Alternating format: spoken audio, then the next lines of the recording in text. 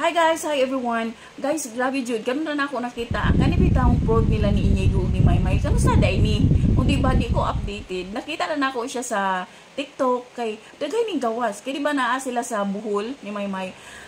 Tapos ni murag ni daan siya ba sa ko ang FYP na wala. Kamusta day ni? Wa dili ko updated. So grabe akong gitan-aw. Hoy, grabe jud tan-aw ninyo guys. Grabe, level up naman jud si Maymay. Uy, as in jud, kagwapa na lang jud ni Maymay. Kaya bitaw, lalong tumatagal, lalong gumaganda. O ing ana si Maymay. Grabe jud ang level up ni Maymay. Glow up na siya.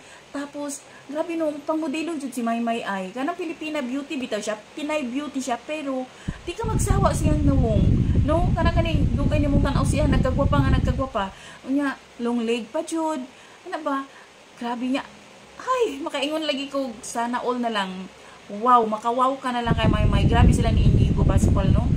Si Inigo, grabe din ang galawan. Di ba alam naman natin na hawad po mo sayaw si Inigo. Si Maymay, ang galawan ni Maymay, hoy, pang international. Pero kabalo naman sa tanong nga si Inigo, naamag yun siya pang international kung si Inigo, kaya naabi, gana siya dito sa gawas. Pero wadi ko updated guys, kanong saan day ni? Wadi lagi ko kita, karon pa ko kita. Murag, feeling na ko, murag, 1 week naman siguro. Uy, si Maymay, as in naman jud, pang international yun. No, murag di concentrate si Maymay sa iyang singing career. So, mura to guys, ni-share ako kay grabe jud ako magtuba. Basta gubahan man Maymay, uy. No, kanang simple Filipina beauty, pero di ka magsawa siyang nawong. Siguro tungod kay buutan sa good si Maymay, uy. No, buutan, family oriented. Ana ba mo nang ganahan jud ko si kay Maymay.